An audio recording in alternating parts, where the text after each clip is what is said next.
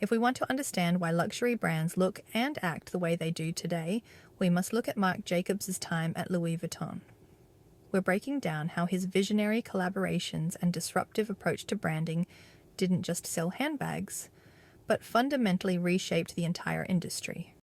It was in 1997 when luxury fashion house Louis Vuitton, known for its high-end travel and iconic handcrafted leather goods, did something that quietly changed the trajectory of modern luxury. The house appointed Marc Jacobs as creative director. As the CEO of Louis Vuitton, Yves Carcelle played a pivotal role in recruiting Marc Jacobs as the brand's first creative director. Carcelle specifically tasked Jacobs with establishing the brand's first ready-to-wear clothing line and supported Jacobs' vision to break the traditional rules. He provided the operational backing for Jacobs' creative endeavours that gave Louis Vuitton a new, youthful and glamorous identity. And Marc Jacobs was not the obvious choice. He wasn't a European luxury old guard, and he wasn't polished or pristine.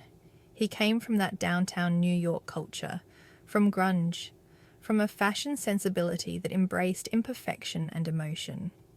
This was the same designer who had once been let go from Perry Ellis for presenting the grunge collection, and now he was being handed one of the most traditional luxury houses in the world. Marc Jacobs debuted Louis Vuitton's first ever ready-to-wear collection for fall-winter 1998. The first collection for the luxury house featured clean, neutral-tone silhouettes focusing on tailoring and fabric, deliberately avoiding logos and showing just only one bag, making a strong statement about prioritizing the clothing itself. It was a radical departure from LV's heritage, focusing on understated minimalism, quality fabrics, and precise tailoring. When Marc Jacobs was appointed as the creative director of Louis Vuitton, he was granted complete creative autonomy over the new ready-to-wear collections, with the only condition that he would not overdo or mess with the iconic monogram. However, Jacobs famously ignored this restriction. He eventually revolutionized the brand by collaborating with artists to transform the logo, making it a must-have item. And he achieved this through groundbreaking partnerships with artists like Sprouse and Takashi Murakami, which brought new, younger customers to the brand. The Marc Jacobs and Sprouse collaboration was for Louis Vuitton's Spring-Summer 2001 Runway show, where the traditional monogram canvas had bold graffiti-style lettering overlaying it, blending high fashion with the downtown punk street art Sprouse was known for.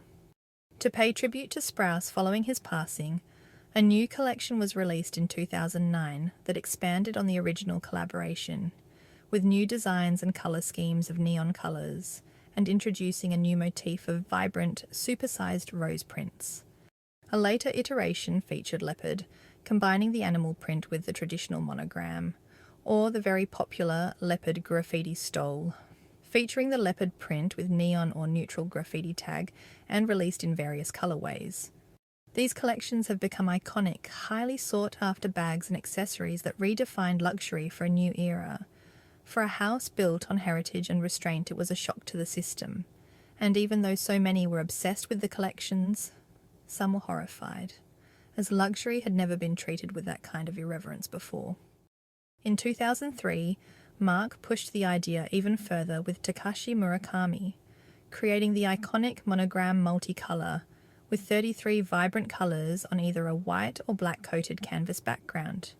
It was an immediate global success, seen on numerous celebrities and creating a cultural phenomenon that defined early 2000s fashion.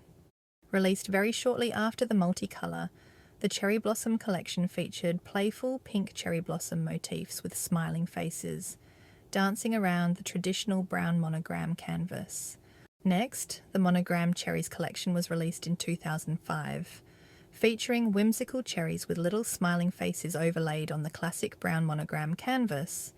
It was widely popular and is still a collector's item today. The 2008 Monogramouflage collection continued the successful partnership, introducing a more utilitarian yet artistic design. This collection blended the traditional Louis Vuitton monogram with a classic camouflage print, using greens, browns and blacks, maintaining the playful edge of Murakami's work, while offering a distinct aesthetic from the bright colours of previous collaborations. In 2004, Marc Jacobs collaborated with Pharrell Williams to design the brand's first ever line of sunglasses. This collaboration, which also involved Japanese designer Nigo, produced the now iconic Millionaires sunglasses. The sunglasses featured an aviator-inspired design with distinctive details, like monogram-covered gold trim above the lenses and trunk-inspired hinges.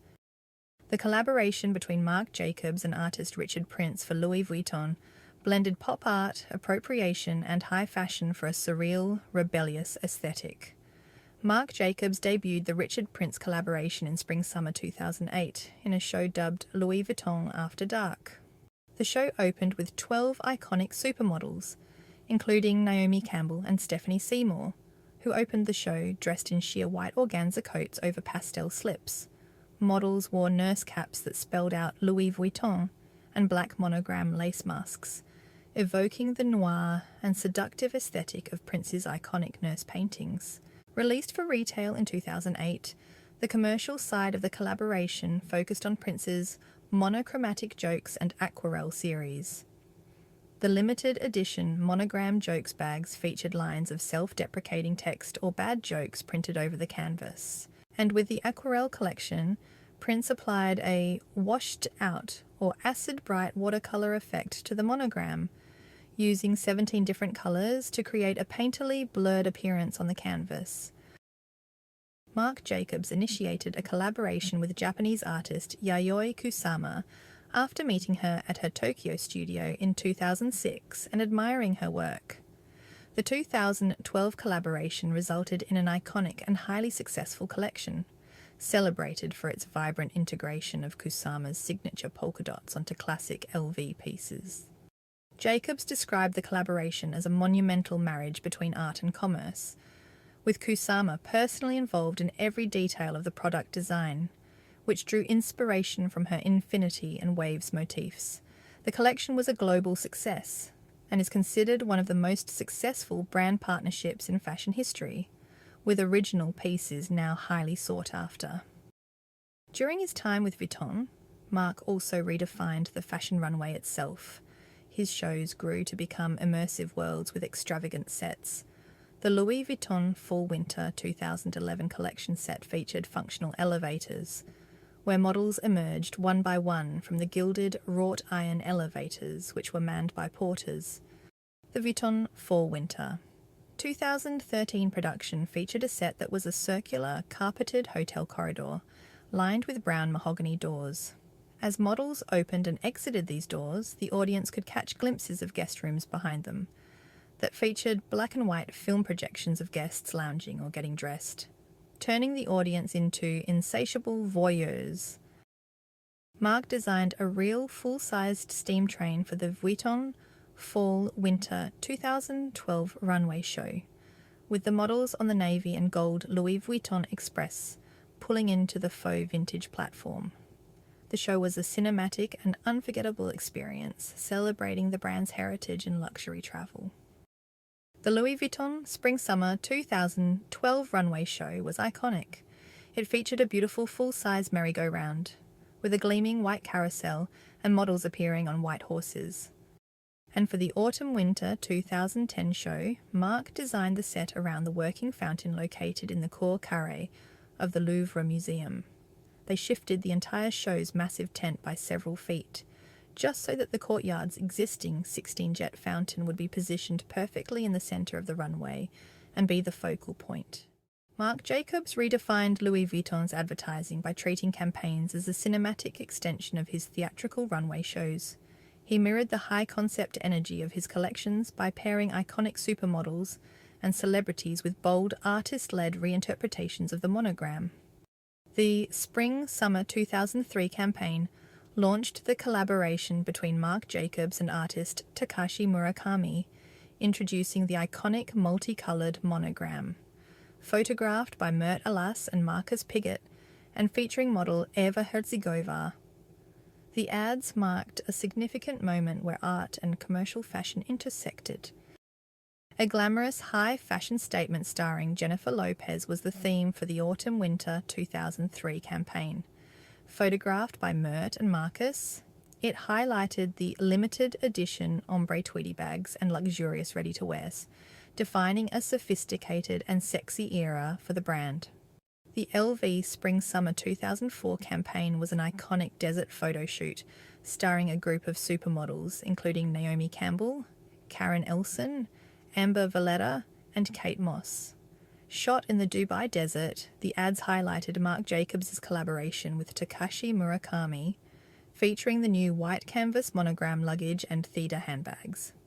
Jacobs featured Madonna in 2 consecutive Louis Vuitton campaigns in 2009, portraying her as a sophisticated French coquette set in a smoky, 1940s-style Parisian bistro, and later as a glamorous, Art Deco-inspired heroine. In 2010, Marc Jacobs enlisted photographer Steven Meisel to create a cinematic campaign set in an old-fashioned backstage dressing room. Designed to celebrate eternal femininity across generations, the shoot featured supermodels Christy Turlington, Karen Elson, and Natalia Vodianova to showcase the timeless elegance of the collection. Marc's final campaign served as his poignant farewell, paying homage to the muses who inspired him during his tenure. Photographed by Steven Meisel, it featured iconic women like Catherine Deneuve, Sofia Coppola, and Gisele Bündchen, each posing with the reinterpreted NN14 Noe bag, encapsulating his legacy of blending celebrity, art, and fashion. As Jacobs's vision grew more introspective and subversive, the relentless demands of a global powerhouse became unsustainable. By the early 2010s, the grueling fashion calendar and escalating commercial pressures pushed his creativity to a breaking point, making the tension between his personal artistry and the brand's rapid growth impossible to ignore. In 2013, after 16 years, Marc Jacobs announced he was stepping down from Louis Vuitton to focus on taking his own, eponymous fashion label public. On October 2, 2013, Marc Jacobs closed his Louis Vuitton tenure with a hauntingly spectacular greatest hits show, set against a backdrop of past theatrical sets repainted entirely in black. The collection served as a melancholic farewell defined by dark, reflective glamour. From provocative body art to dramatic Victorian funeral millinery, the show was a deeply emotional tribute to his transformative influence on the house. Marc Jacobs transformed a heritage trunk maker into the ultimate global cultural authority. His true legacy wasn't just in the products, but in how he shattered the boundaries of luxury, proving a storied house could embrace street-level energy and highbrow art without losing its prestige. By pioneering the era of the fashion spectacle, he turned the runway into a pop culture phenomenon accessible to the world. Having quadrupled the business during his tenure, Jacobs left behind a DNA of constant reinvention and collaboration, which remains the gold standard for the modern luxury industry.